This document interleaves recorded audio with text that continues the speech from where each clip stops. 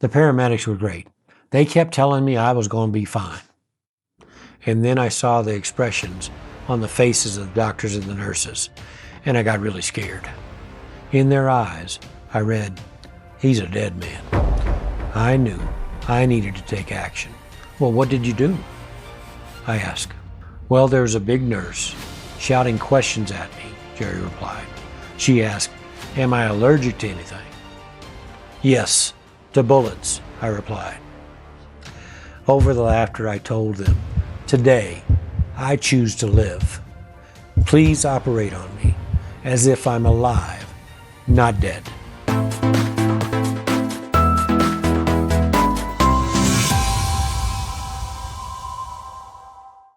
Well, hello everybody, and welcome back to Stepping Stones to Your Success.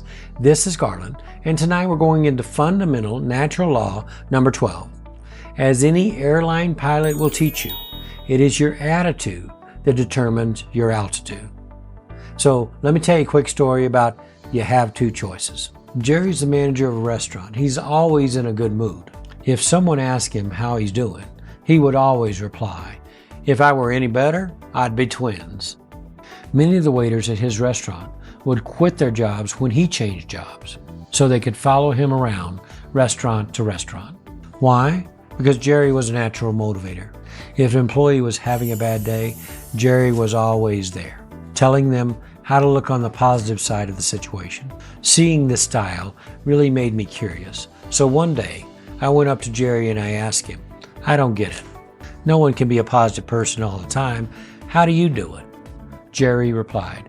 He said, "Each morning I wake up, I say to myself, I have two choices today. I can choose to be in a good mood, or I can choose to be in a bad mood. I always choose to be in a good mood. Each time something bad happens, I can choose to be a victim, or I can choose to learn from it. Every time someone comes to me to complain, I can choose to accept their complaining, or I can point out the positive side of life. I always choose the positive side of life." But I protested.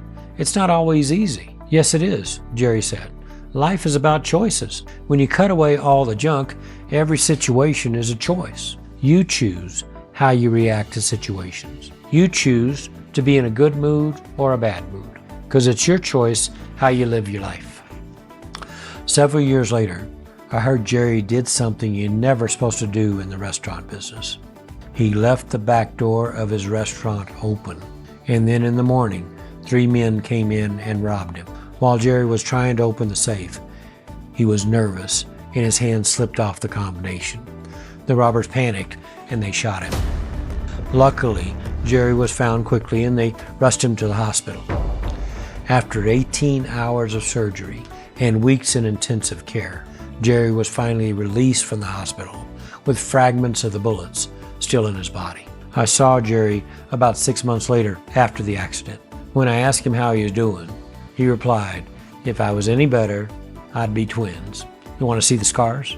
I declined to see his wounds, but I did ask him what was going through his mind as the robbery took place. "Well, the first thing that went through my mind is I should have locked the back door," Jerry replied. "After they shot me, as I'm lying there on the floor, I remember I have two choices. I can choose to live, or I can choose to die. I chose to live." "Well, were you scared?" I asked. The paramedics were great. They kept telling me I was going to be fine.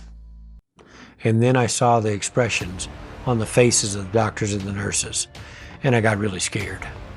In their eyes, I read, "He's a dead man." I knew I needed to take action. "Well, what did you do?" I asked. "Well, there was a big nurse shouting questions at me," Jerry replied. She asked, "Am I allergic to anything?" "Yes, to bullets," I replied.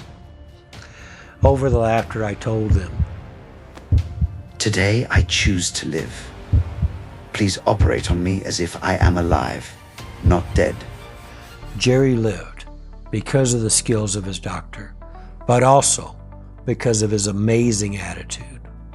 I learned from him that every day you have a choice to enjoy life or hate it. The only thing that is truly yours, that no one can take away from you, is your attitude.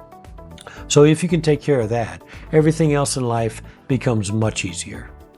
As any airline pilot will teach you, it is your attitude that determines your altitude.